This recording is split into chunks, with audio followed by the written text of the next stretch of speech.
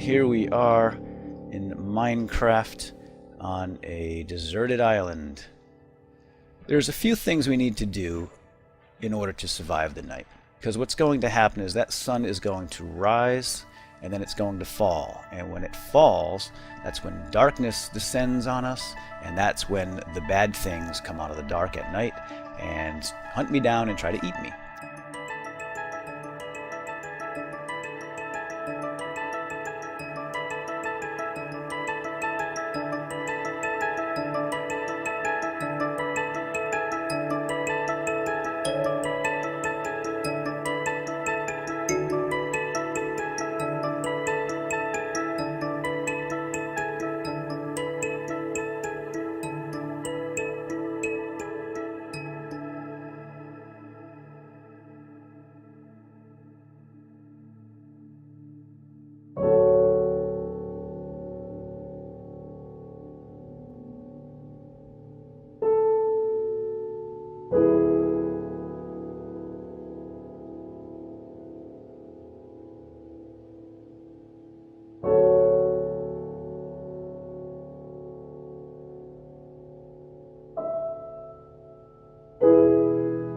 When did I first hear about Minecraft? Where was I when JFK was assassinated, basically, kind of thing? Like, your awareness of Minecraft did not come from a magazine cover. It's like you hear it a couple times in the hallways and like, what was that? It accelerated so quickly, obviously, that it's hard to recall that starting point, because after that, obviously, it caught like wildfire. It's a very unique success story, really. In the past, 5 to 10 years, there's been some brilliant moments in gaming, and Minecraft is definitely one of them.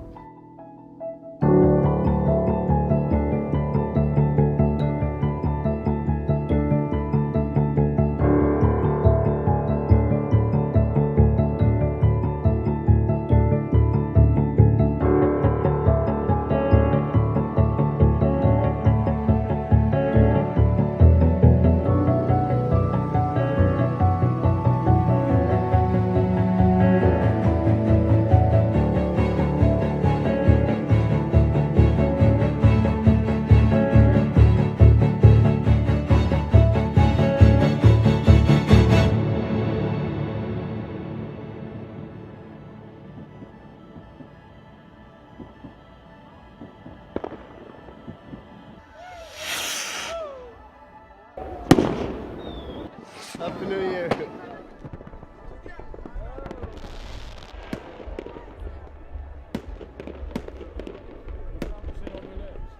Everything's sort of happening at once, this very clear starting point. Yeah, and I took like a week off during the Christmas and New Year's, and it was just like almost emotional, like kind of weird, like, oh, okay, all this has happened and I haven't really relaxed until now, and then when I came back to the office, it felt really good. And just first thing I did was work like 12 hours. So.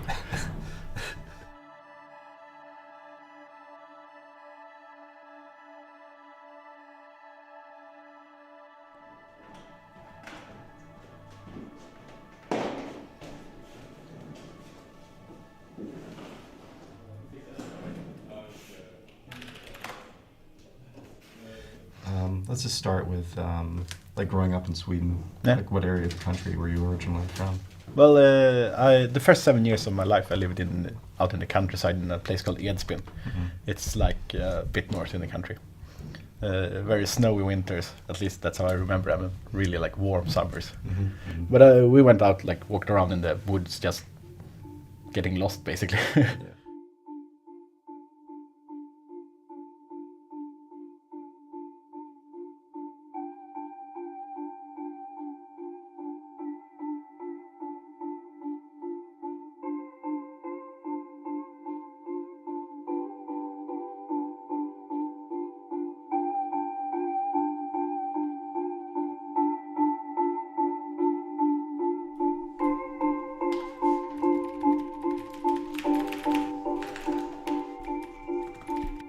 And I did that and programming was basically my two hobbies.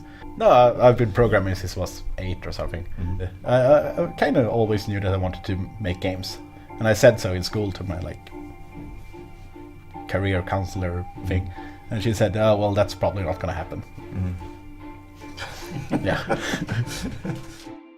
That's what he likes to do. You know, but he always made games. You know, I always found it interesting to like try out his games. And, like, I was like, yeah, you're a genius.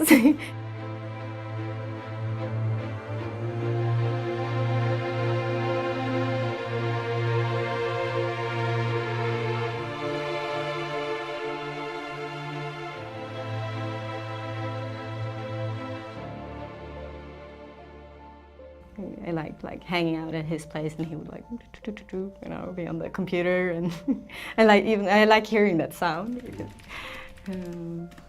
So, but it's very much like an artist, because he has so much integrity in his work. Marcus and I, we've been friends for the 4.5 years that we worked together at King, and we became close, and we had a lot of fun. And then of course he had the success, because he left King to start. Basically, he wanted to do games in his free time.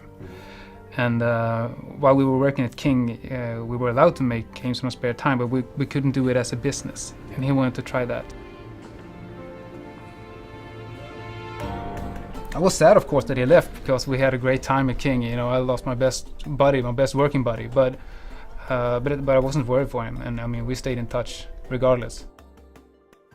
So I left to make my own games, and the first thing I was going to do was just going to be like a 6 to 12 month project, and it kind of turned into what Minecraft is now fairly soon.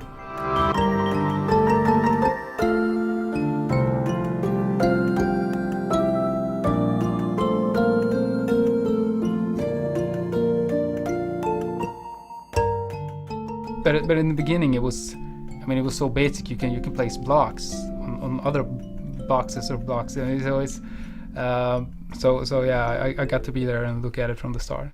Of course, in the beginning, the world was more limited. You had the edges; you would fall off. I don't think anybody could predict the success of Minecraft from looking at it back then.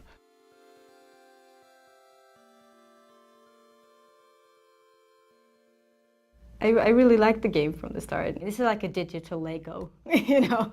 You have blocks, you can build things, and people are like, oh, this doesn't sound so fun. You know, it's hard to explain. I usually say, okay, but it's about surviving as well. You have monsters, you have to fight, you have to build your house, and collect stuff to be able to survive. So it's a bit like being stuck on a desert island, like figure out what to do.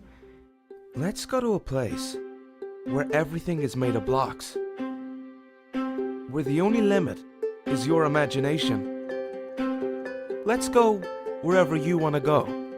Climb the tallest mountains. Venture down to the darkest caves. Build anything you want. Day or night, rain or shine. Because this is the most significant sandbox you'll ever set foot in. But yeah, I usually tell people, well, you have to try play it in a way you won't understand. To be honest, I really didn't understand the power of the game in the beginning. I think at the point where Marcus took me aside at the office and said, I really need to focus on this, and he told me about the success and you know what kind of numbers he had, then I realized that this is going to be something big.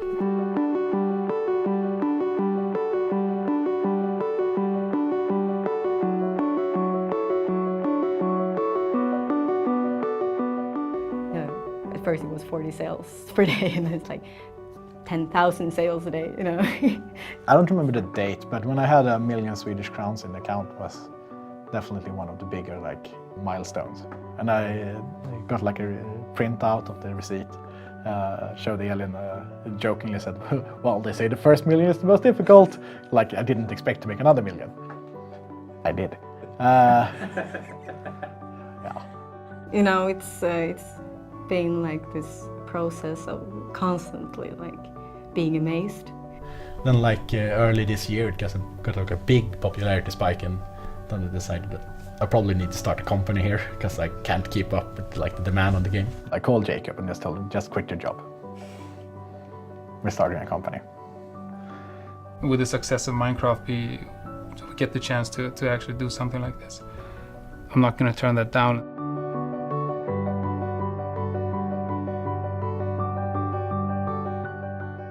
So and now we're 7 people and we have an office, and it's a new year and it's final beta. It's a very unique success story, really. The problem is that Minecraft never had a publicity department, a PR department. They just did it all virally and through word of mouth. And, you know, it sold 3 million copies off that. If you are not familiar with this game is amazing. I love this game so much. I've been watching a ton of videos on YouTube. I've been playing a ton of this game. It's just something really magical about when it first came out and nobody knew much about it and we're all learning at the same time. Have you seen this crazy thing? Look at this. Look what you can do with it here. And look at people talking about it, and I could not comprehend what they were talking about. I was like, you did what in this game? This is insane. I can't imagine it functions like you say it does. Let's talk Minecraft.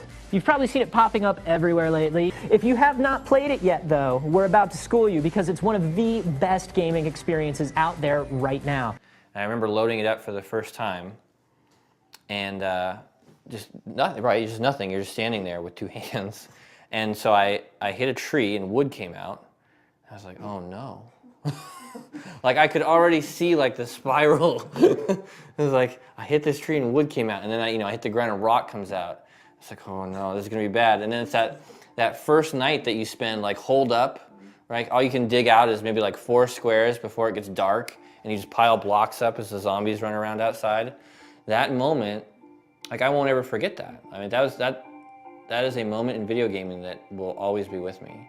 And to me, that was what sparked my interest in the game. Like, holy cow, I can do whatever I want here.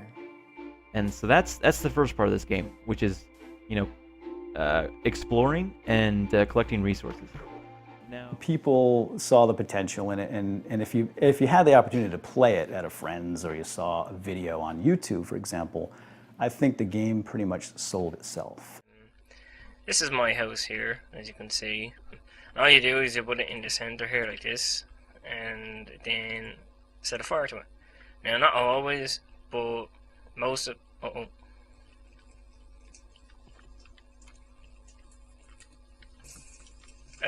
Sorry guys, this is not supposed to happen.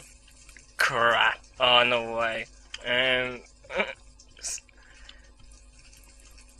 Yeah.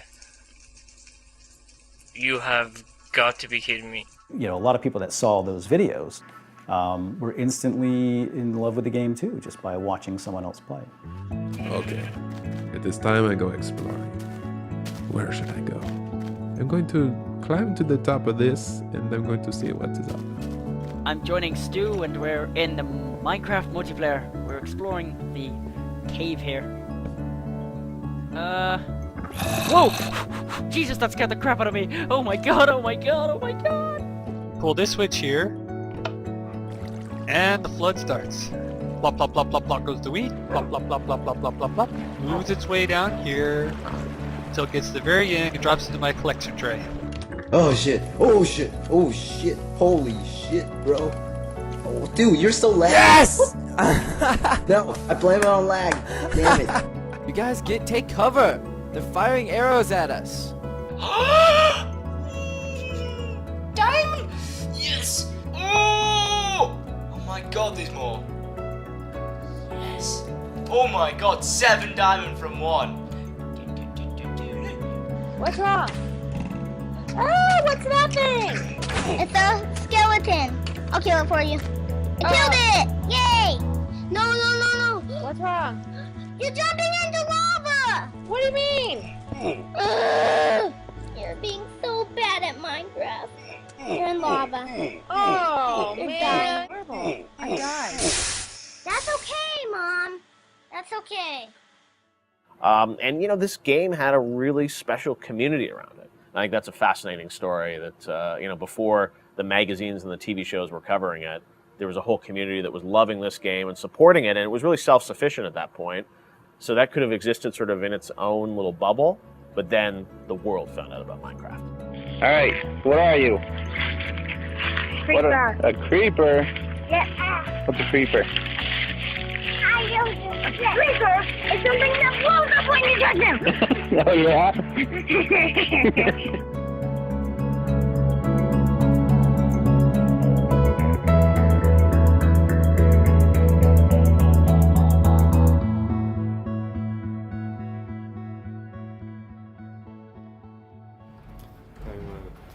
Sure. This is our fancy sign. Here you go. Welcome. As you can see, it's looking really awful right now.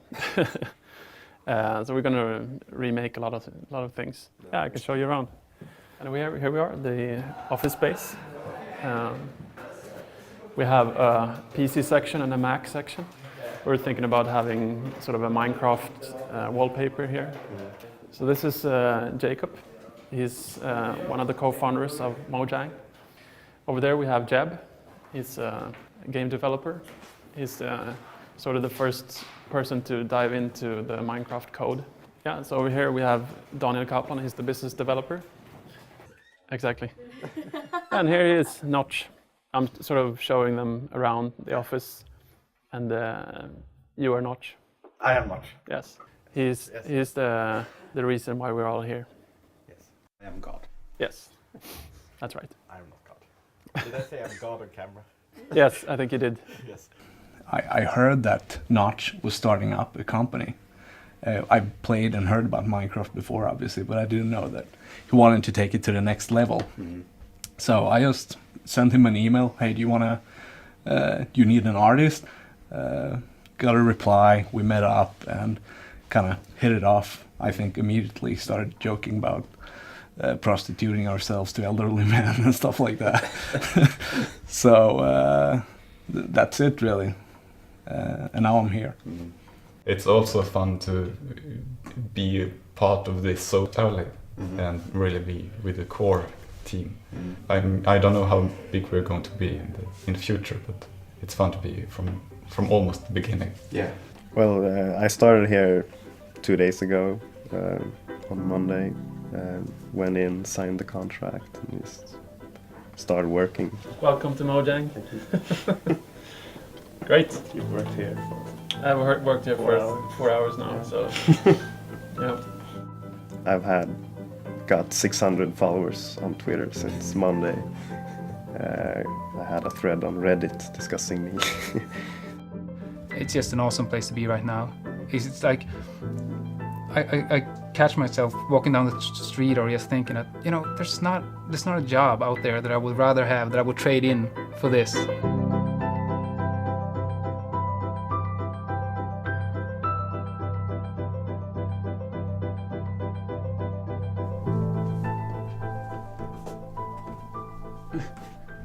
I hope he doesn't miss us and hit the other guy.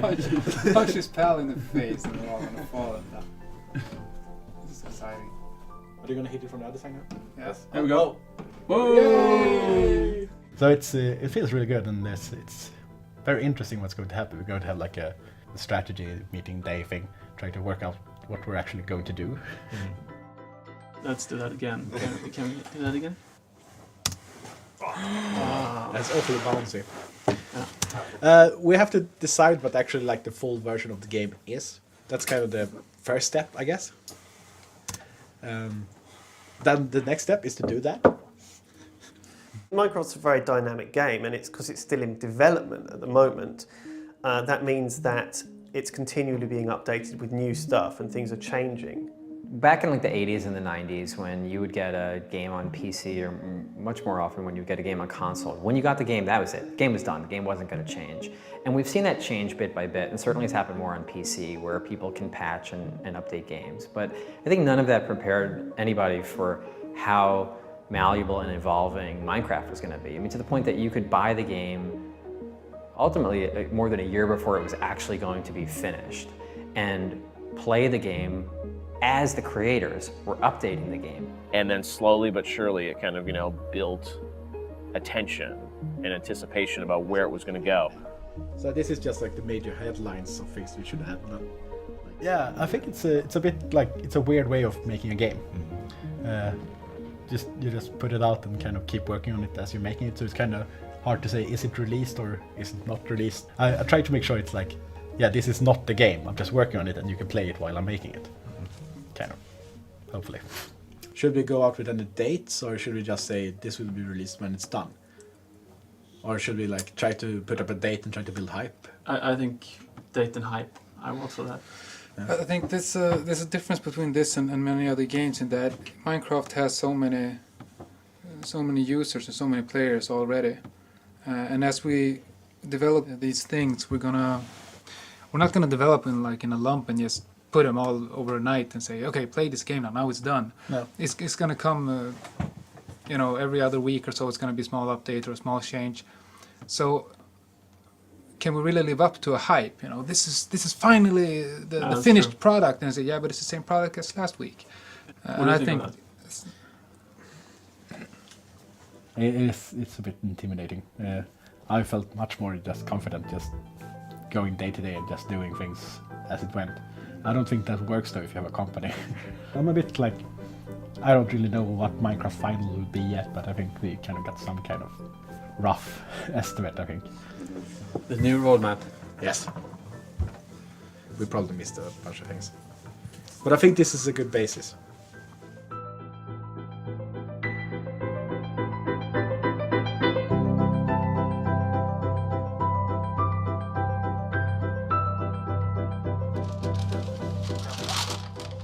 Yes. Oh, there they are. But they want to film us eating the muffins. I think so too. So, since we sort of missed it, could you just explain what happened with the IGF today? Yeah, they announced the IGF finalists, and Minecraft got in 3 categories. This was the main prize, technical excellence and design. Yeah. So the main one, the grand one, technical and design, which is really cool.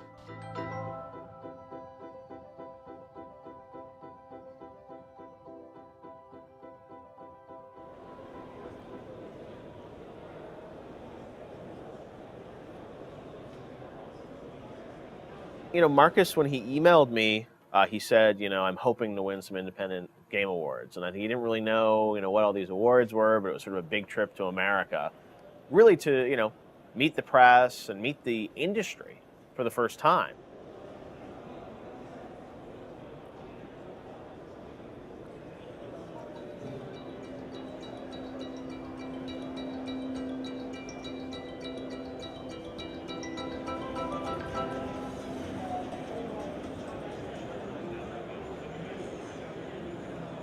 And yeah, I think everyone then was starting to realize that Minecraft wasn't some fluke. It wasn't, something that was kind of coming and going. It was building, it was growing. And that's what was great about it, is this virus was starting to spread. Hey, nice heads. Thank you. I have to say it's an honor to meet you. Yeah, thank you. Hi. We're from high school. We just came here to meet everyone to see you. Oh, cool. Hi. It's amazing. Yeah. We all play Minecraft. Oh, cool. Hi. It's an honor to meet you. You too. Man, you inspire us. Oh, cool. I'm glad Awesome. I gotta shake your hand one more time. Yeah, of course. Notch. Hi. Pleasure to meet you. My name's John. Hi, John. I was wondering if you could sign this for me. Absolutely. Hi. My name is Ray. I'm Marcus. It's amazing, and I spent so much hours on it. I can't believe I'm meeting you. It's so fantastic. But, awesome. Congratulations again. Well, thank you.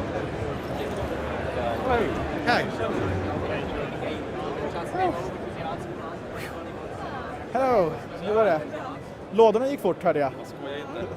And it's fascinating to me to see that happen and see someone like him show up at GDC not knowing what to expect, and then just have this constant deluge of people coming up to him saying, I love the game.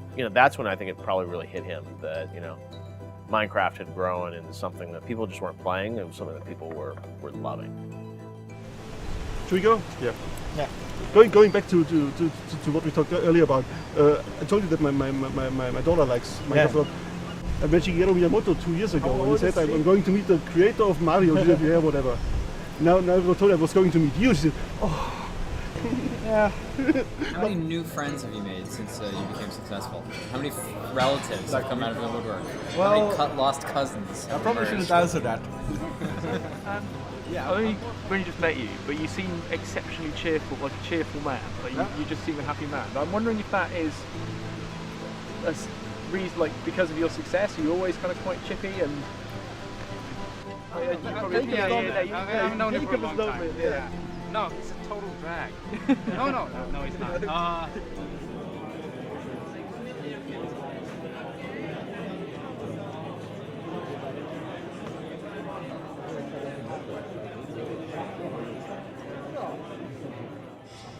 Yeah, hope so. I try to feel so, but I still have this kind of weird feeling that I don't really belong.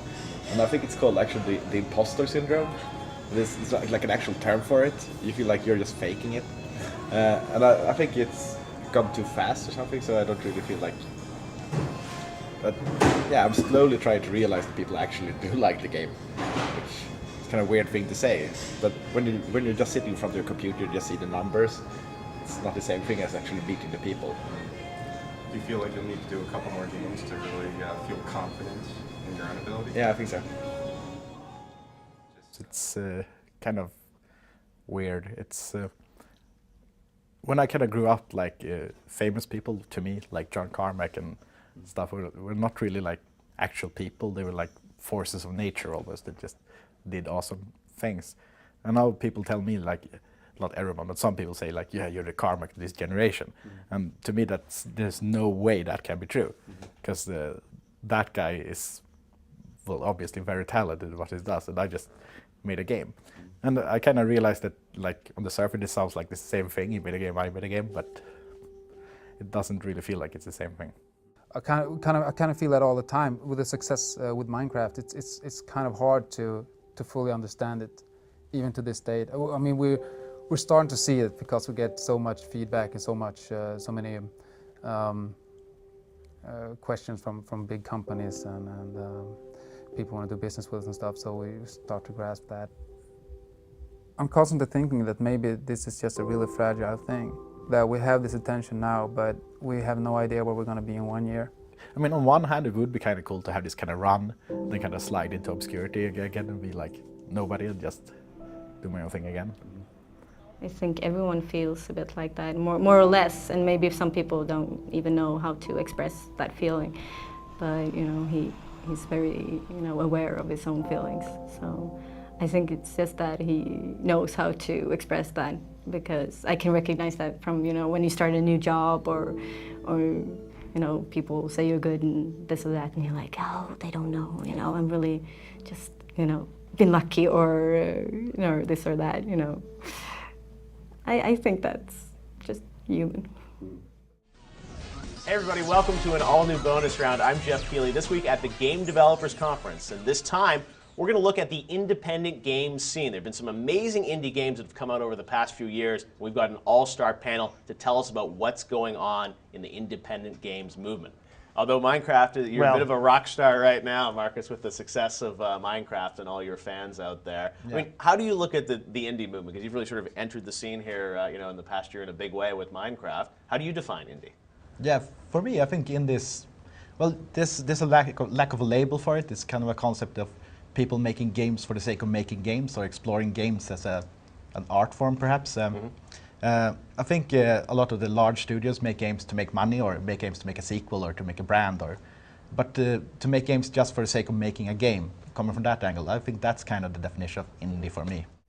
So here we're going to get a little philosophical, because in my opinion, games have the potential to be what I call the preeminent art form of the 21st century, sort of in the way that film was in some sense the preeminent art form of the 20th century. I figure we're about where film was in 1905. Whereas you think about it, in 1896, they first filmed Fred Ott sneezing and well, my gosh, there's a guy sneezing, I can play it back, But it was a long time between then and Birth of a Nation in 1915 or 1917, where it's kind of the first quote-unquote modern film where hey, they didn't realize early on that you could film a movie in a different sequence than you showed it. The concept of editing was they had to figure that out. They couldn't move the camera. They didn't know you could move the camera, all of these things. And so I feel like we're really, really early in games, but I think they have the potential. I mean, the way people interact with art and entertainment, whether it's music or film or literature or any of these things, is primarily at an emotional level. The emotions that we support as games is basically power fantasy right now. Whereas if I asked you to make a game about two people falling in love, you'd be like, I have no idea how. I mean, there's just no way to approach that problem. We just don't have any idea. And I think you see this in Minecraft, which is the thing everybody mentions, the UGC component of it. But then the gameplay that everyone talks about is just surviving the first night. That's the magical thing that people talk about, and that is a very human scale thing. You're not saving the world. You're just trying not to die. Oh yeah. Okay, good stuff. Got it. All right, thanks guys. You happy with it? Yeah, it was good. Awesome. What'd you guys? Yeah. Thank you. Ladies and gentlemen,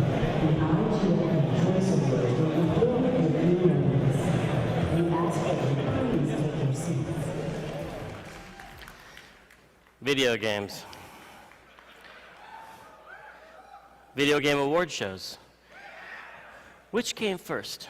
In the early days of the games industry, it really felt different than it did now. Mostly it felt isolated because the internet was not around. So you just knew the people at your company, and if you're lucky, you made friends at the Game Developers Conference. It was like the only time during the year you'd see other people who had the same problems as you, or were in the same boat as you were. So it was a lot more kind of like islands, like people making games were on their own island and making their game, and then you put it out there and you'd wait for a magazine review to come in, and that was your feedback, So, but now it's like everything's so instant. You can put an unfinished game up on the internet, for example. Well, that would be crazy. Who would do that? And the award for best downloadable game goes to Minecraft. Thank you. And the innovation award goes to Minecraft. And the choice awards for best debut game goes to Minecraft.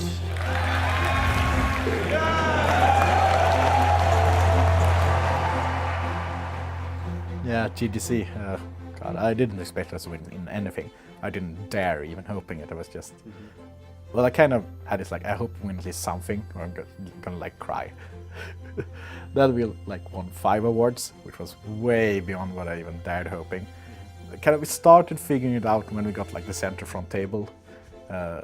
Something big was gonna happen, but I still didn't like dare counting on it. But then we won just a bunch of awards, and it was just ecstatic and didn't really know what to do. And it's still like the biggest night of my life.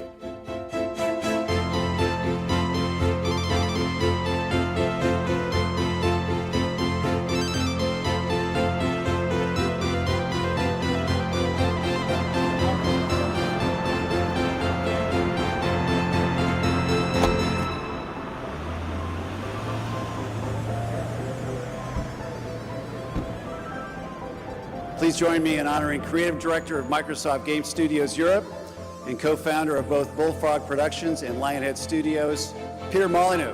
I never believed, never in my wildest dreams did I believe that I'd be standing out here and getting a Lifetime Achievement Award. The very moment I first saw Minecraft, the very second I first saw it, it was like, the world changed for me a little bit. What I did, immediately I went round to everyone and said, oh, you've got to go and play Minecraft, you've got to look at this game. And a lot of people, a lot of my colleagues, Lionhead and Microsoft, and they looked at it, and some people looked at it and said, oh, this is ridiculous, where's the tutorial, where's the challenges, where's the, there's this list of game must-haves. And Minecraft broke every single one of those formulas.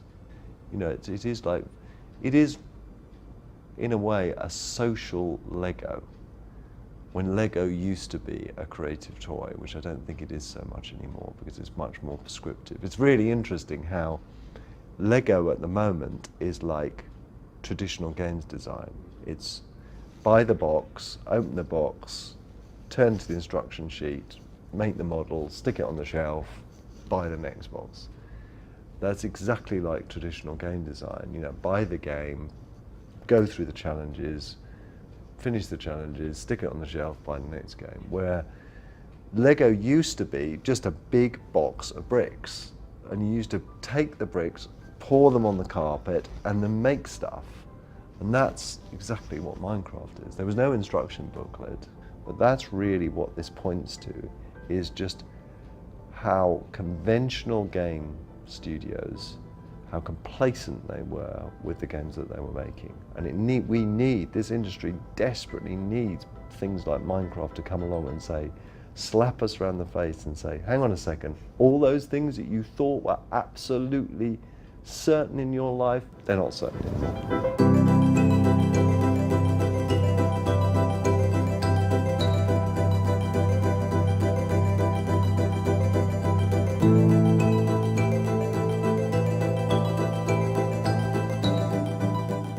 Definitely grown. I think we all are. I mean, it's an experience that I think very few people will ever experience. And, there are a few companies in the world that have experienced this kind of growth.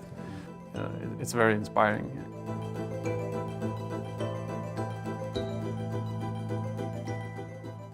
So we kind of tried to figure out exactly what we're gonna do with the company now.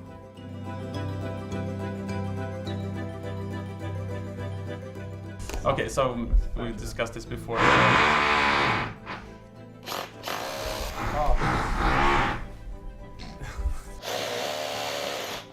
I think as soon as I sometimes find it hard to concentrate. I don't think we have the grand master plan of world domination. This seems fun now. Let's go for it. And I think that's great.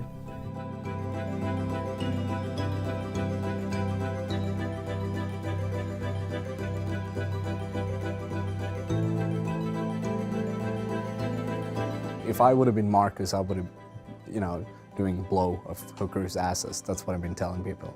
But seeing how he still remains so humble and sort of grounded in reality, that's extremely reassuring for someone like me,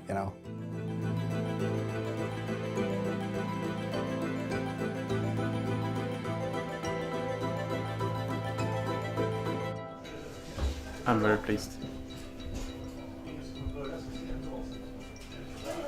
Good.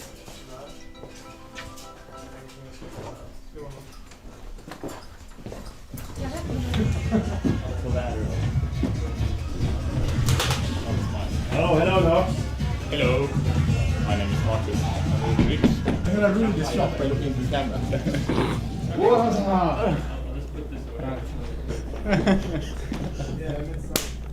I couldn't get that low.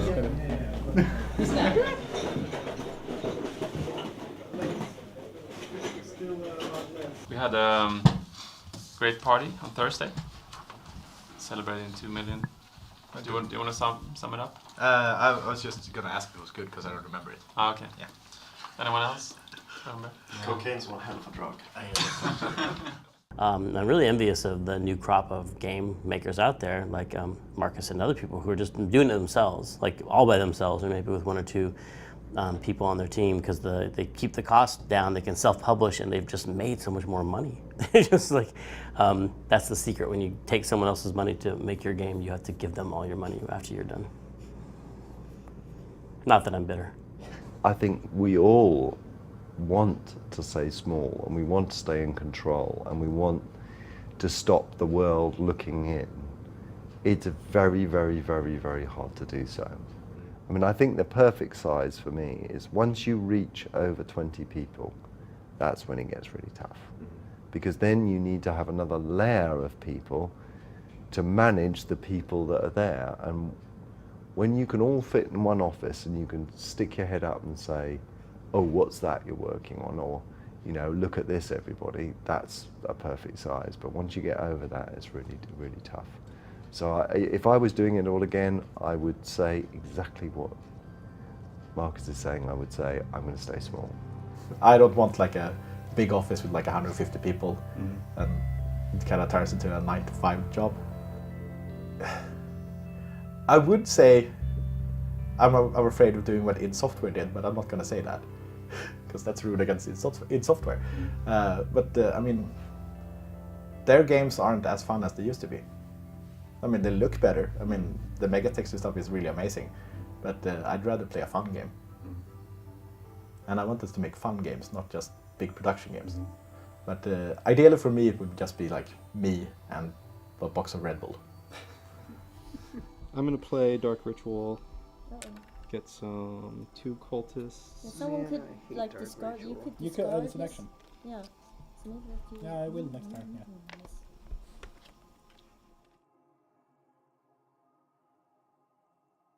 What's the next big event coming up, E3? Yeah. We have the E3, which is basically not for indie game developers at all. It's just about spending money and launching titles. I have to go apparently. I mean, it's a cool trip, and I really like going to the E3, but I kind of want to code. Can I get a hug? Oh, thank you so much. I bring Koba from Japan. Oh, cool! Finally, that's why. That's why I recognized it. I was like, I think I know it. What's a hug? I probably know it. Well, you break it so many people coming up to you. Oh, yeah. So it's wearing the Steve shirt. To ensure we can accommodate everyone's carry-on baggage, please place smaller items under the seat in front of you and larger items in the overhead bins above your row.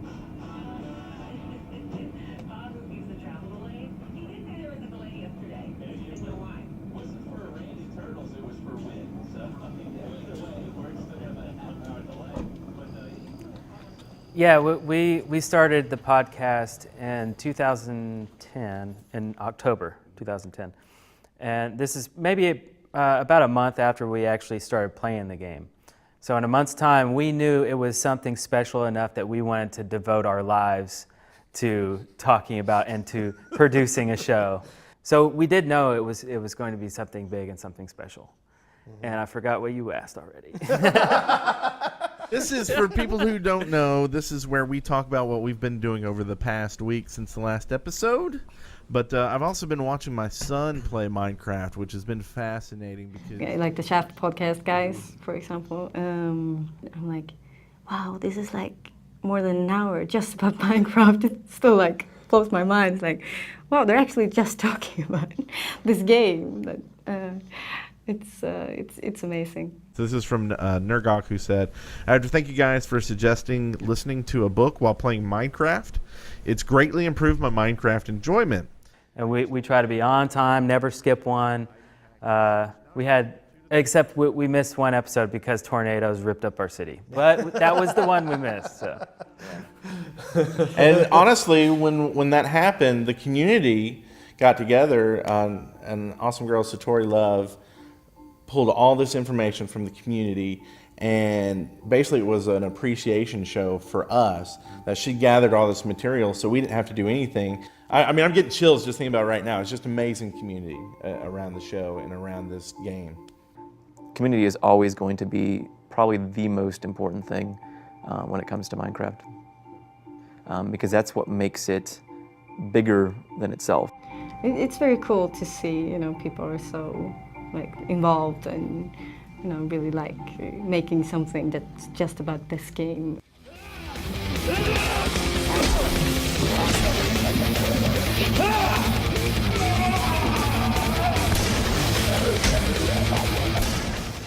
I do think that there is something to be said for the fact that so many people are excited about the game, and they are excited to share their excitement with other people.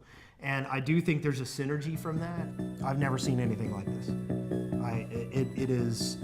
It has so much universal appeal over so many different kinds of people. I've never seen anything like it.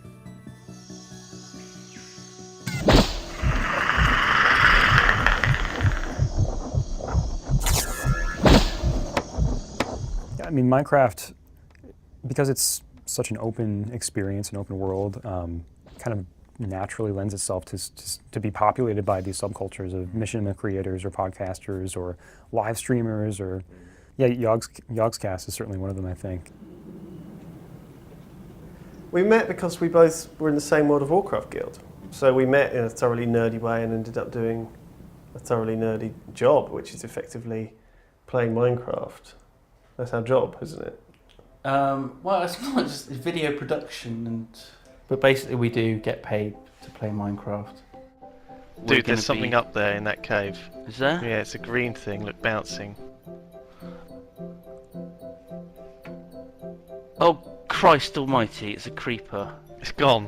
Yeah, those are very, very gone, bad. Simon. They follow you and they explode. Don't go towards it, it'll see you. We don't script anything, we just play the game and record it and put it on YouTube. So a lot of people watch it. Good morning. So we hit 1 million subscribers this morning. I'm going to go and wake Simon up with one of these. Morning, Simon. I got you a coffee. You alright? But it doesn't pay, super well. You only get sort of 0.0001 cent per view, but because we have 1 million views on a video, that actually ends up adding up to enough. So it is a big audience of people, and I think we probably do it a bit better than most, which is why we're just kind of above. But we're still modest. It's kind of like a journey for me, playing Minecraft and watching how it's changed over the months and months, and thinking, you know, in a few months' time, how different is it going to be? And I guess it is kind of nice to have almost feel like you're a part of that because you've experienced that as a gamer. Since you're in debug mode, you can just change the code and it just instantly changes, which is very, very efficient. Yeah, I could do anything. You can make arrows explode when they hit the ground instead. Arrow in ground. There we go. Place when doing a game, it's more about what do you expect from a game and trying to play around with those expectations. That's kind of the most fun part.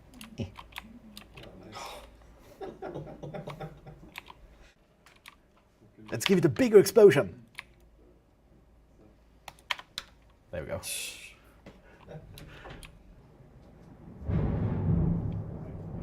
Oh, is that thunder? We're thinking about launching the Minecon site tomorrow at 9 a.m. And how many tickets are available for this event? I think it's about 9,000. 9,000? Or something, it's insane. Minecon is basically a celebration of the launch of Minecraft. Do you think it's reasonable time to do it in November? We can. It would be cool to sort of do a live deployment on stage when they deploy the 1.0 version. That would be cool. Yeah, I'm a bit nervous. We haven't put up the site where people can register yet, so we have no idea how many are going to show up. And we signed the papers already with the hotel. I mean, at least a couple of hundred should show up, I think. But I have no idea.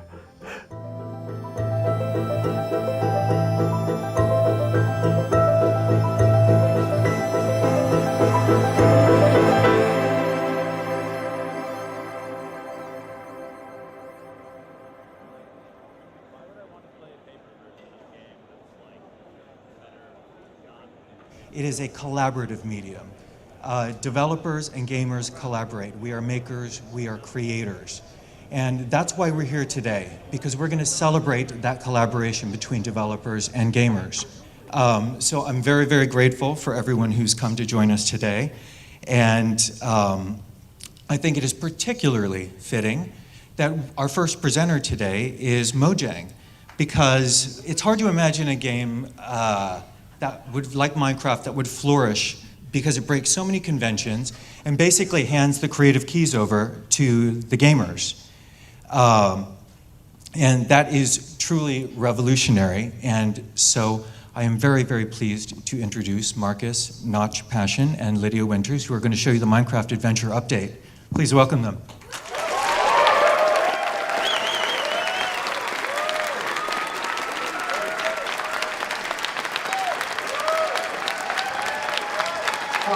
Minecraft is why we do what we do, because you are literally looking into the future when you see Minecraft. You know, like I said, we will always have these genres, we always have the traditional stuff, but this is the future of gaming.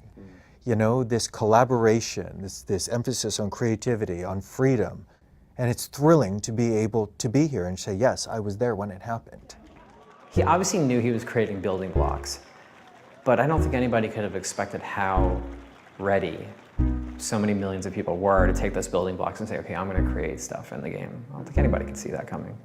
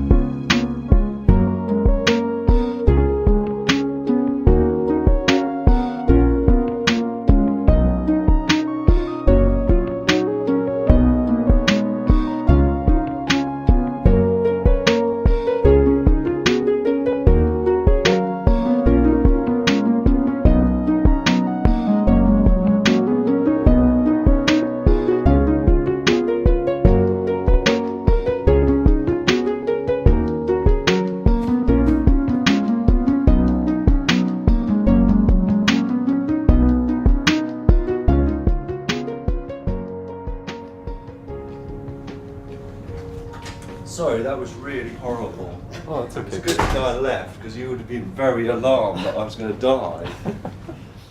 The fact in God games you kind of own the world isn't as important as owning your own house.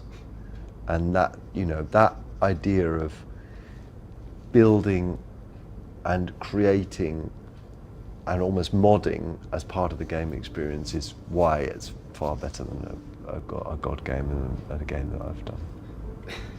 For sure. No, for sure. It's just fact. It's fact.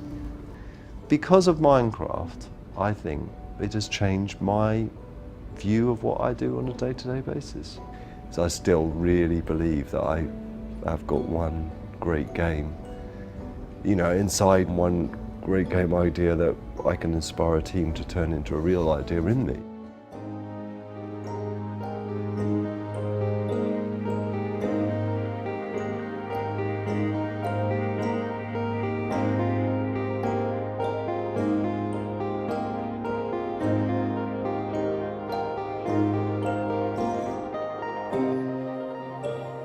Well, everyone in the studio is huge fans of Minecraft. Oh, cool. It is amazing when you do something like that, and then it becomes this expression of everybody's creativity. It's such a cool place to, build and grow a community and meet friends. I wouldn't even call Minecraft a game anymore. It's come so much further than that. It's a platform. It's a platform for us to develop our architectural side, our creative nature. It lets us be ourselves, communicate with people, and create things that we maybe didn't think we ever could, but now we can.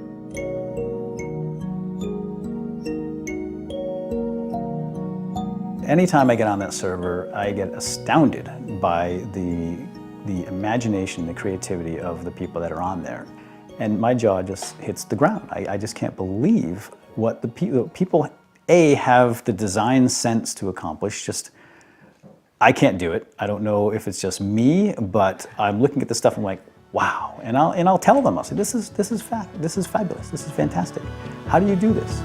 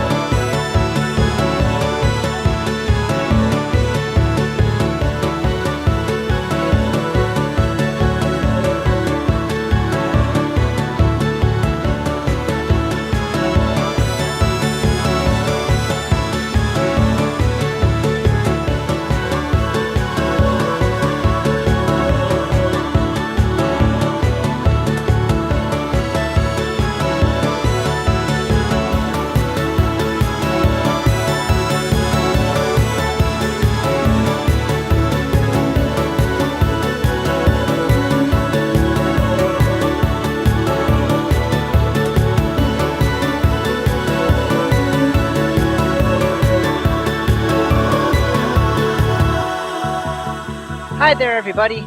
This is Halcoon, and I'm going to demonstrate to you how I really don't play Minecraft like other people. Now, first thing you're going to notice is I'm kind of staring at a corner of a very, very deep well, and it's made out of bedrock, and it's very, very high, and I'm sure you're probably thinking, why Halcoon? That is a very, very deep well, and I'm going to show you the reason why. It is currently holding this. This is a 1-to-1 scale model of the Starship Enterprise. I just got finished putting the framework together. I haven't slept yet, so I'm going to be a little loopy as I show you what I got here. So you can see there's some scaffolding still up there. So why don't we take a walk, shall we? Pretty much. I reverse 6502 code for fun. So I have disassembled source code from Final Fantasy 1. I have disassembled source code from ProDOS for the Apple II that I've taken apart, and that's what I do. I find these programs and take them apart.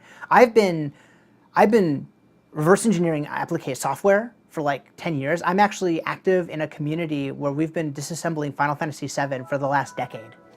Pretty much I'm all over the map when it comes to just things, intellectual property law. I do the reverse engineering, I do the marketing. So it's because I live in a very tiny apartment and I'm often bored.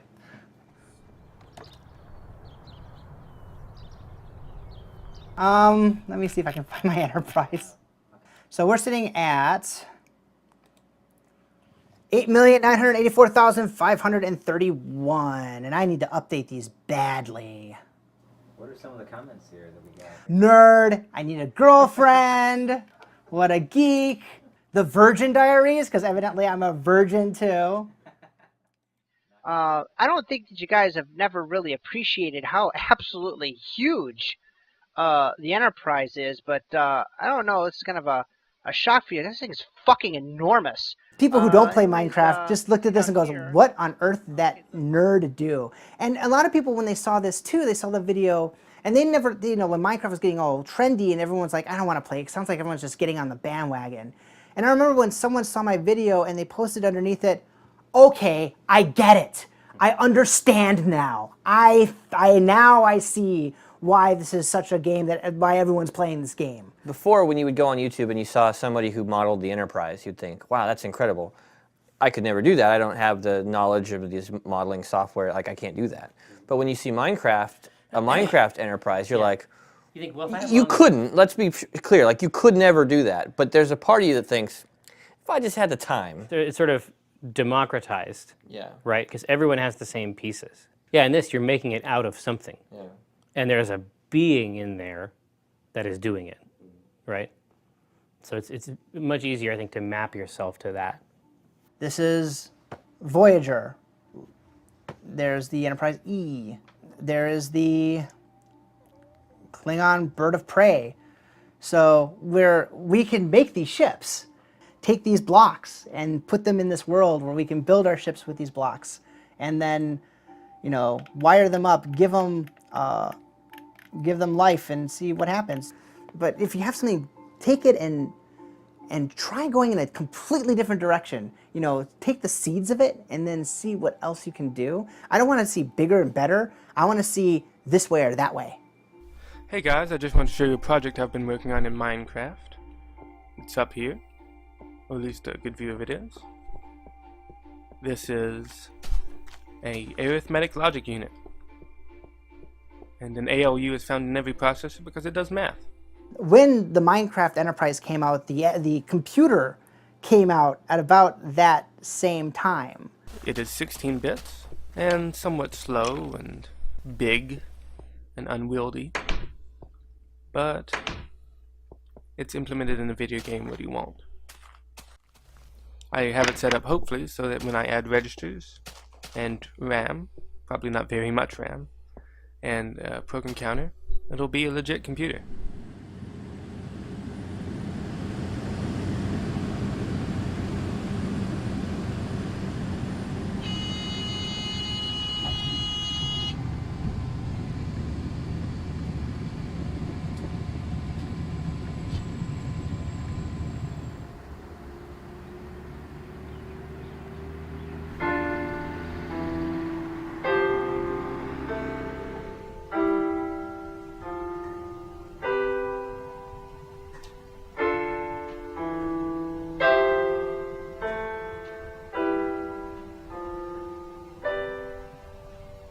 Okay, so this is the ALU of a basic computer. So this is the output, these are the inputs, and these are the controls. I'm gonna do 2 plus 1. It's gonna be crazy. I'm gonna turn that on so it adds it. And we look over here, there's a huge bus taking all the values from the end of the ALU all the way back over here. So bitwise, we added 2 plus 1, we get 3, which is 1, 1 in binary. There it is. It can only add, really, but multiplication is just adding over and over again, division is subtracting over and over again, and subtraction is just adding a negative number. If pieced together they can do any operation that a regular computer can do. What's the capacity of something like this? Okay, this has 4 bytes of memory. I would say in Minecraft you could probably build 512 bytes of RAM, which 256 bytes is the amount that was in an Atari 2600. So that kind of gives you a feel. So you could probably double that. So here's the entire computer. Here you can see the connections, you can see the crossover, you get a very visceral way to appreciate what's going on inside these things that we can't see anymore. There's not just a disconnect between regular people, even programmers just usually take it on faith that they click a button and now all the stuff they wrote can be, can be run. That this disconnect even translates into people who are supposed to know what's going on is really interesting. But there's definitely this class of machines we have now that are tantamount to magic, and we just see them go and watch them do all these amazing things and nod and say, okay, so this is where we are right now in the chain of us moving from the present to the future. And now there's going to be even cooler things. And that's just kind of where it stops. And you don't say, okay, how does this work? What are we really doing?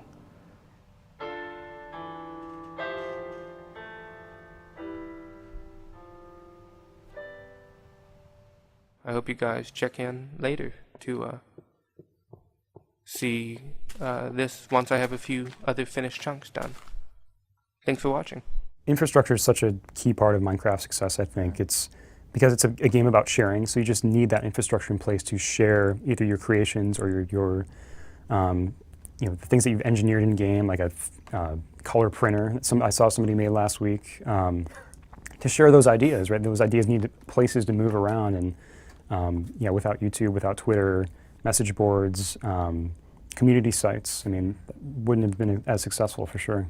So I'm gonna now show you some pictures of some of the cooler things we found that people have built in Minecraft. Whoa, the Eiffel Tower. What? That is so cool. How did they do that? Okay, that is a lot of work. That looks pretty cool. I would never have thought of that. Ooh, a castle. Is that Hogwarts? It is. I'm smart. No, you're a nerd. It's self-perpetuating in that way. Because people create things and they spend time creating things, they want to share those things. So automatically more people and new people are hearing about that game in a contextual way. They're not watching an ad, they're saying, hey, I made this. You can do this too. Do you want to play? I found out through, was it Tycho's post on Penny Arcade? I'm not sure. But yeah, I heard about it there, and my best friend was like, hey, it's a game where all you do is mine and craft. And I was like, really now? I definitely wanted to spread the word too, Yeah, there was an evangelical sort of. It was at the very beginning of the big takeoff wave of the game, right? Yeah. And so there wasn't a lot of material out there about what it was like to actually play it. Like, this game will suck you in and you are in trouble. And then you introduce your son to it, and every time I would go over to your house, he was playing it the entire time. Yeah, still is. Hours. Every night, hours. Hot. I pictured him sort of getting in there and not knowing what to do. It turns out that wasn't an issue. Where's your, don't you have a train station in here somewhere?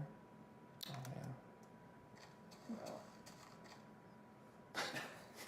yeah.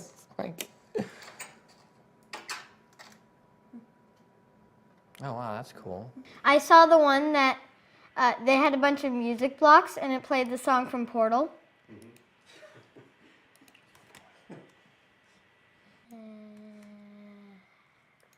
I love you, son. What? Oh, nothing.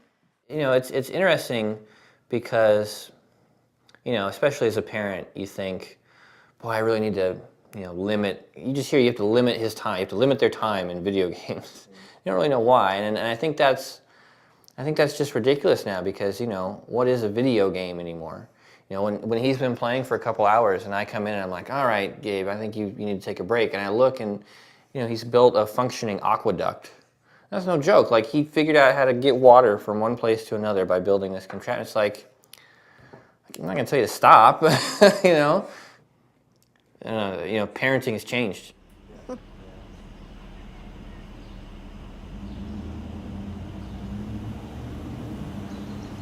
We have these nice people. They're from a real film company making a real movie about Minecraft. And they're just going to be watching what we do. We're going to be doing what we normally do. We're going to be playing Minecraft. I'm going to have activities for you. You guys are going to get to do your own things. But really just, we're going to be ourselves today. Kyle, yes? I have always been a gamer. You know, I still remember the day my cousin brought over a Pong machine, and that was sort of like a life-changing moment, and I kind of grew up with computer games in my life. Right now I'm teaching our lower school technology classes, so I'm mostly working with first and second grade. And I'm a big believer that in bringing games into the classroom. I think it gets the kids really excited about being here, being in school, being in my class. Do you like school? Sometimes. Well, what's your favorite? I mean, how do you like the Minecraft stuff? Yeah, computer is my favorite subject. Kids are excited about games. This is where they live, you know. They go home, they play games. That's what they're excited to talk about with their friends. It's this generation. You have a computer or Wii? Or Yeah, we have a Computer, Wii and Wii, an Xbox. a PS3. My older brother has a PlayStation. I mean, they're talking about doing well in a class and leveling up. I mean, this is where they live. This is kind of where their mental headspace is. And when I started playing Minecraft this past summer, I just, there was just such amazing amounts of potential that I really knew that I had to try to make it work and find a way to bring this into my classroom. I'm gonna break you guys into groups, and each group is gonna make their own house out of these different materials. Max is off and running, making some tools. Guys, I'll make doors first. In the desert. Oh, I see it. You got it. See the pyramid? Yeah, it's so short. You guys like the game? Yeah. Oh, yeah. It is really, really fun. Well, like, it's kind of like a free world. It's not like New York City, like with all the traffic and all that. I'm able to dream up these different worlds and different adventures that the kids can have that I think they're going to get something out of, that they're going to have, that's going to have some lasting value for them. Well, Minecraft is basically another version of your life, except it's a magical version. Lots of great teamwork today. And I had a lot of really positive feedback. Our network administrator told me really early on, this is one of the coolest things I've ever seen done in all my years of working in schools. Then the teachers who are not gamers, yeah, I mean, I guess they would kind of scratch their heads and they'd say, that's nice, Joel. I'm glad you're doing something fun with the kids. But once I would get them in the room for 5 minutes, once they would see just how excited and how engaged the kids were, almost every one of these teachers would walk out of the room a believer that I was really onto something here. Not sure I fully understand. I'm not sure I understand it at all, to be honest with you. When I first saw this game, I thought, wow, this is really pixely. And this reminds me of my Atari 800 days. And I couldn't believe that the kids were satisfied with the graphics. But they don't even seem to notice that part of it. Do you like playing Minecraft? It's awesome. It's so much fun. That's the only part I don't like. Listening to everyone talk about it all the time. The kids come in and you literally have to rip their hands off of the keyboard. You don't like listening to everyone talk about it all the time? It's annoying. And I love to talk about it. You two assume how should get along, even though he talks about Minecraft all the time? Yeah. But let's remember there's things that they can do in Minecraft that they can't do in the real world. I mean, I can't drop a bunch of kids in a forest and tell them to build a shelter in real life. And even if it's not quite real life, they're thinking, well, what would I do in this situation? What must it be like to build a castle on top of a mountain and try to fortify it? What must it be like to explore a jungle? What must it be like to farm and raise crops? I mean, these are things they can do in the game. And then if a teacher's able to spend a little time customizing it, setting up these scenarios, the potential is limitless. With the teaching, we're going to go talk to the Minecraft teacher in New York. Okay, yeah. We'll see him teaching the classes and things like that. I mean, is that something you ever expected would come with the game? No. I think his nickname's Notch. Oh yeah, Notch. Nacho, you're a great man. Notch. Nacho? I think the person would be very, smart to make Minecraft. I think he likes adventures. I actually look forward to 15 years from now when these kids are well, not my age necessarily, I'm a bit older than that, but when they're grown up, and to have a conversation with someone, it's like, what, you worked on Minecraft? Well, not really, but I sat next to the guy who did. Because just like you're saying, some of the games when you play when you were young, it's just, they stick with you. And it's going to be that with Minecraft as well. It's going to be awesome to hear that in 15, 20 years, talking to people. And it's also going to be very fun to see what Minecraft means at that point. So, yeah, well, I'm very much looking forward to that. It's going to be interesting, because they're going to be looking back on it nostalgically in 10 years from now. Well, that's a scary thought. Yeah, that means we really need to do it right.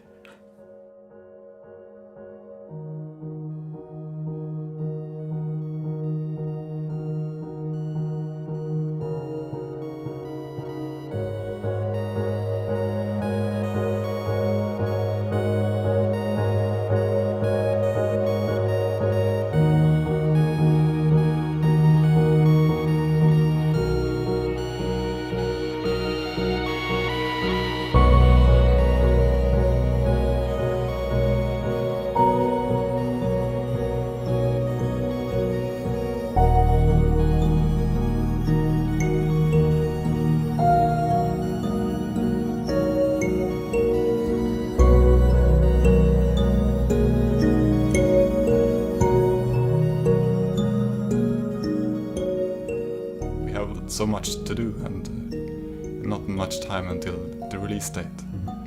And I was kind of joking that the release date that we were told, it's not really a release date, it's like, well, it's more like an aim. But Carl didn't agree. He said it's going to be released that day regardless. So my attempt to push it a little failed. Hey, sup, sir? Going? Good. Oh, Jeff, you look like a rock star, man. Jesus. Crazy. I don't feel like one. It's going good.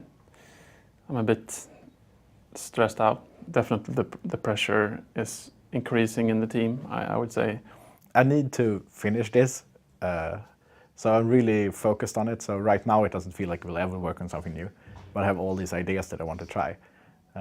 And I've actually spoken to Jens, and he would be willing to take over the head of Minecraft, and he's really good at it.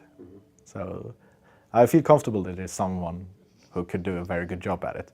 But right now it feels like I'm gonna keep working on Minecraft forever, but we'll see. I'm very excited about it being done because it's like a milestone. I think that we were really worth celebrating. It's like, yeah. Now you've made it, this game, now it's finished. So yeah, I don't think it's sad like that. I mean, maybe, I don't know how long this game will live and be popular, but maybe when it fades, then you would feel a bit sad, like, oh yeah, and be nostalgic, like, oh, remember when it was so popular, But no, it definitely doesn't feel like that. I think it will keep gaining. So. Oh yeah, another bug. The bow doesn't get damaged when you use it. We're just taking today as a final polish day. We have a few reported crash bugs that we can't reproduce. So it's like we would like to fix them, but we don't know how. Yeah, I'm a bit nervous because mostly because they're gonna be hopefully reviews, and those are gonna give the game a score, and then you can say no, this game is 5% less good than Super Mario Galaxy or something. Here's a bug. Redstone torches randomly burn out and never recover. Okay, where do I start? I have no idea. So.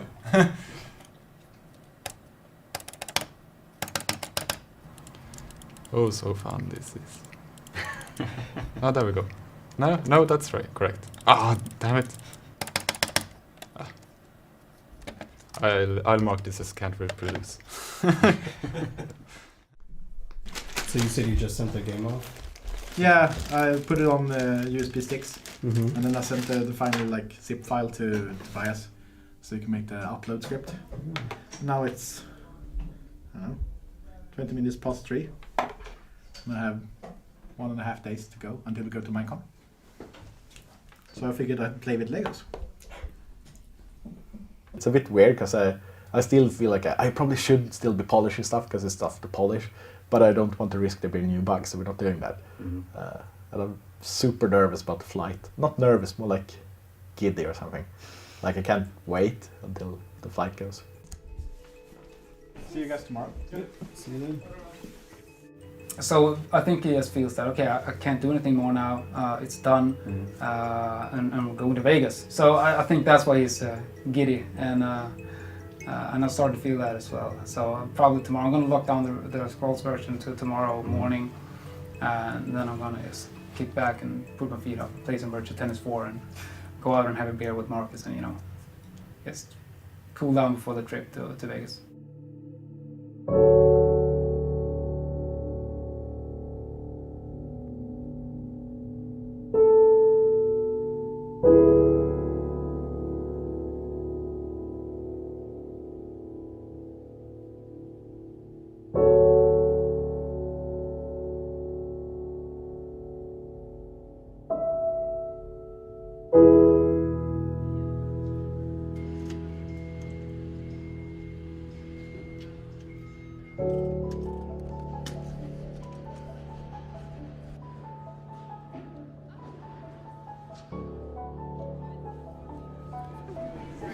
It took a whole truck to get it. Yeah. It was very good.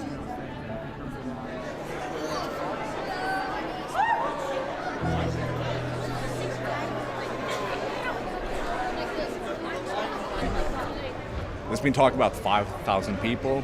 I don't think there's going to be that many, but who knows?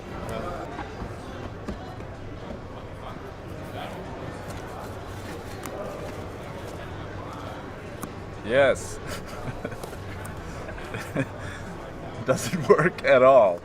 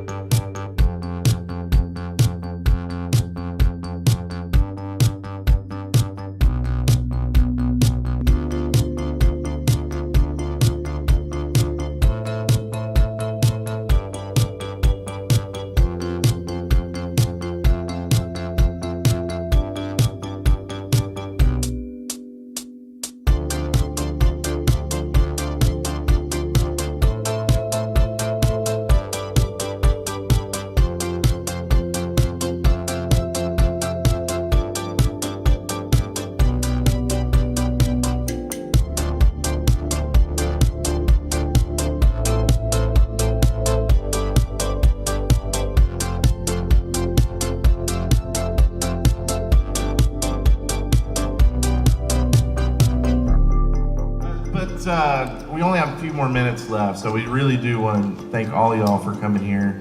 This has been the highlight for us of this past year and of what Minecraft has done for all of us.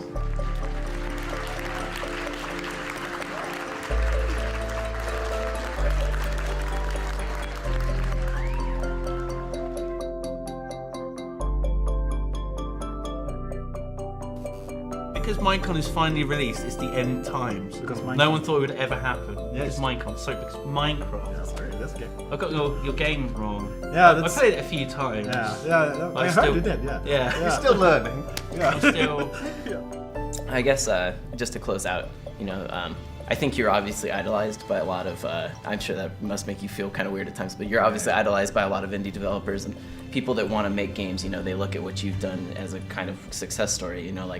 you went from being a guy making an indie game to a guy that can have 5,000 people come out to a convention to see it. So do you have any words of advice to people out there that are, you know, trying to become, you know, an indie developer? You know? I think the best advice I can give everyone is don't listen to advice. But if you are going to listen to advice, then making sure you actually do something is a good advice. If you just sit around planning something and not doing it, you're not actually gonna get anywhere. Cool. Yeah, I think that's a good. Yeah. Cool. We good? Yep. Great. Awesome.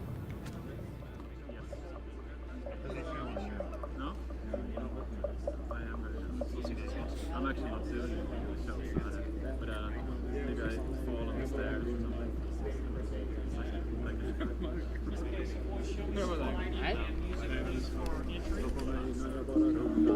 This is how it's gonna look like. What it's gonna look like when people are entering. So there'll be the music on. The lights will be low like this.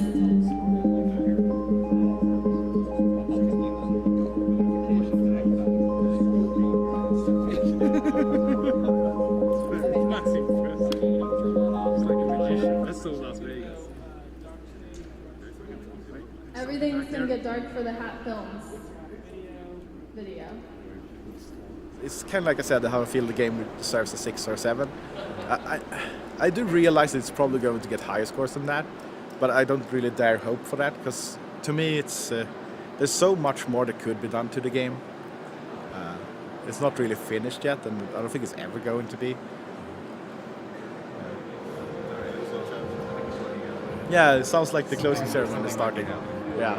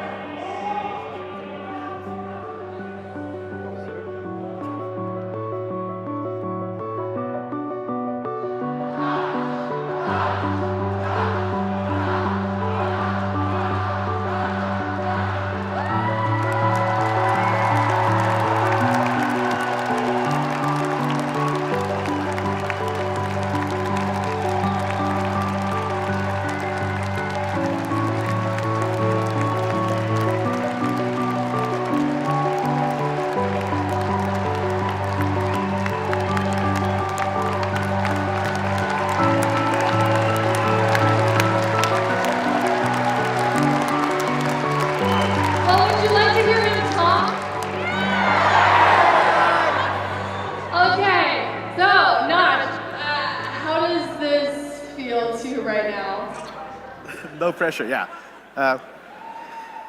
It's very overwhelming. I mean, the reason I started working on Minecraft and kept working on it was because of people playing it. And it's the reason we started the company, because there are fans. And now we have like 5,000 people here just for the game, for Minecraft, and that's... We are so thankful that you guys traveled from all over literally the world. We have people from all different countries here celebrating with us to be part of the official release. And we are so grateful and absolutely humbled that you would come all this way for this game that this team has been working on. But now, for the moment that you have all been waiting for,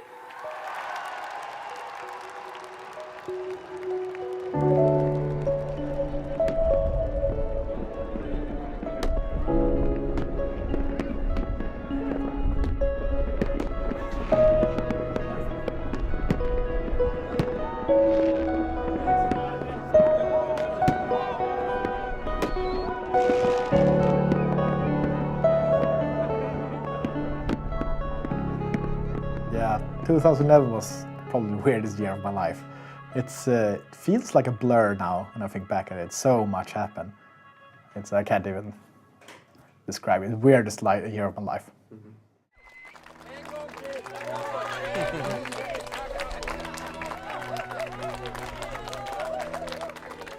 It's really hard, this summing up things, you know, it's because there's so much that has happened. And at the same time trying to work, and then of course manage the family back home, and we had some illness in the family as well. We're trying to balance that, and it was almost too much in 1 year, I have to say. Let me show you around. Watch out. So yeah, right as we enter, this is where sort of everyone will sit and work. A bar will be over there. Next to it will be a pool table. Actually, we'll have the logo on that wall too. The logo? Okay. Yeah, the logo on that wall. Cool. Over here is the Marcus and Jacob's room. They'll have their own soundproof room. Be good. Yeah.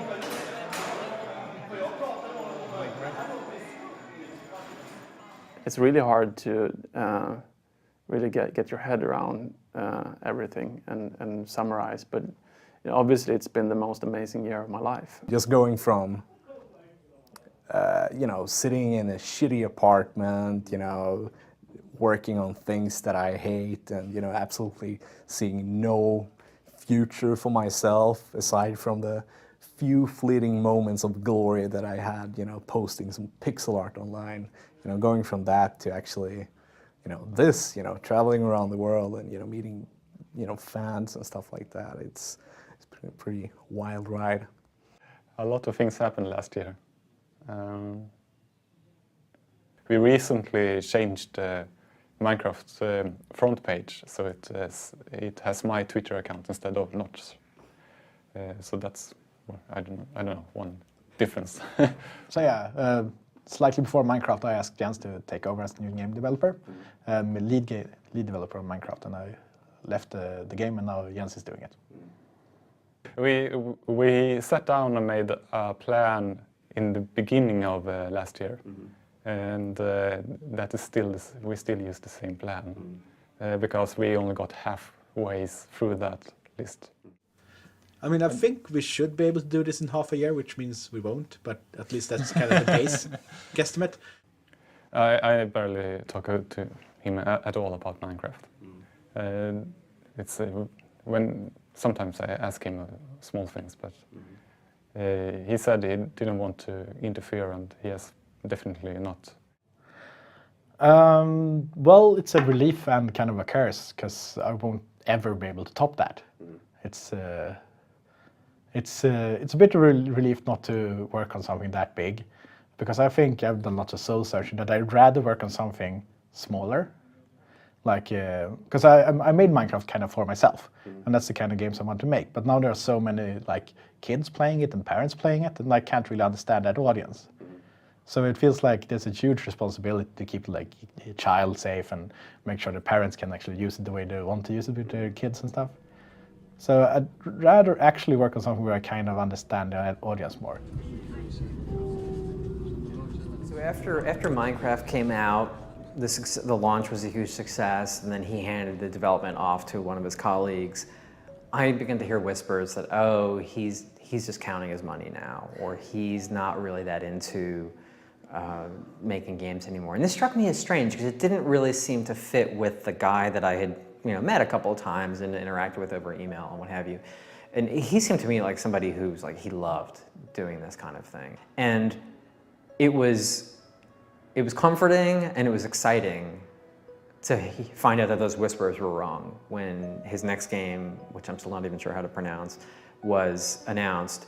And to find out very quickly thereafter that it is potentially as insane as Minecraft was conceptually.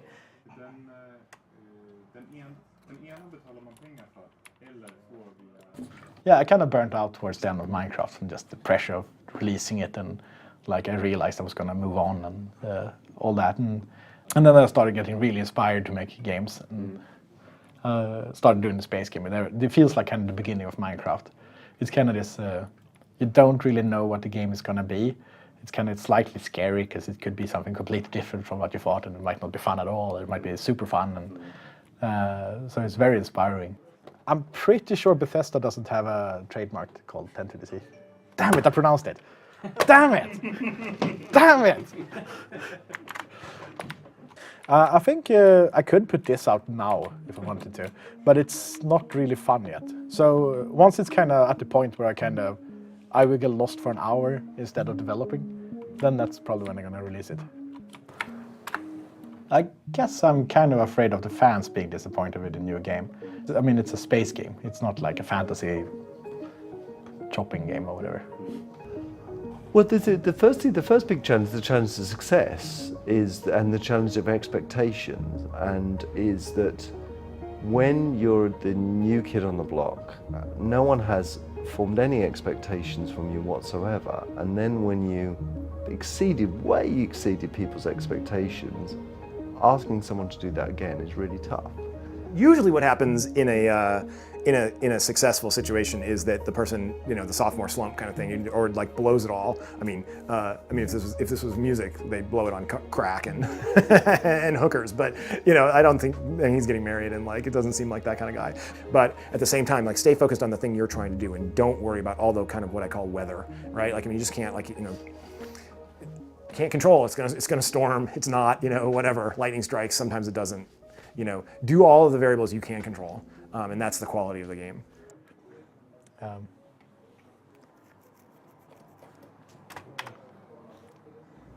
I've often felt creatively it's key to have a really bad memory and to forget what you did last and really start off each project like it's your first one in a way. And I feel like the trick is to do that almost every time. Just like go back to the beginning and really treat each project like your first project and start from scratch again and not worry too much about what people are expecting or want from you. But go back to the same place that gave you your first idea. That you didn't get your first idea by listening to some advice from a publisher or, you just you followed what you loved and cared about and followed your what really inspired you, and that's where your idea came from, and that's what you should do every time.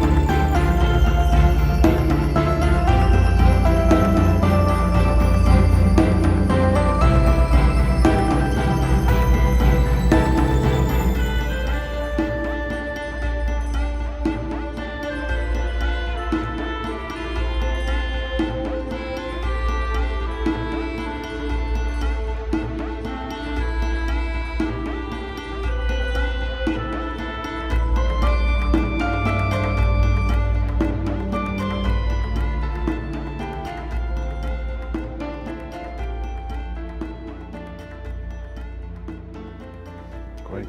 Sorry about the coughing. No, it's fine. I'm sorry that. Yeah, it's just I had a cold, and then I talk too much and don't breathe enough, and that's what happens. Cool. Okay. We should probably try to wrap up. Yeah. Before we All right. get stampeded. Okay. But I think we can. Yeah, we'll talk about it later.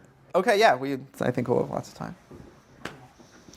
I don't think so. I mean, I'll talk forever. So like, it's. We gotta start with something. Yeah. I'd still like you to show us the game, and we can. You guys should play. Too, yeah. I'll say. That's a clapperboard, is it? Yeah. Wow. Oh, awesome. I wasn't even hot. Like it didn't even. Shut up. What? I mean, it's not like we were moving around or anything. Packed Oh yeah. between you two guys. Minecraft. Wait, it's an M. Minecraft. Feel free to use that for your logo for your movie. Minecraft. What are you calling it anyway? For the movie? Yeah. Minecraft. Where do you get your ideas?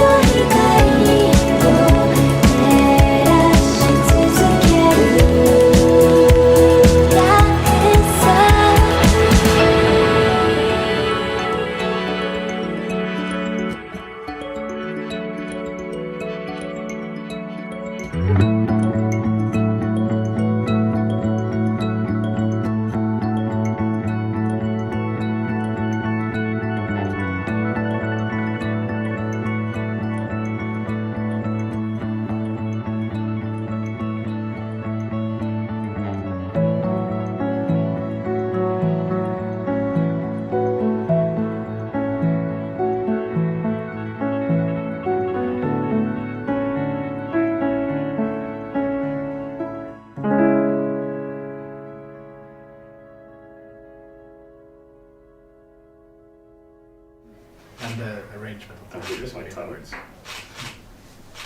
You have to bad with words, that's how it works. There should be enough in there to do something. Okay.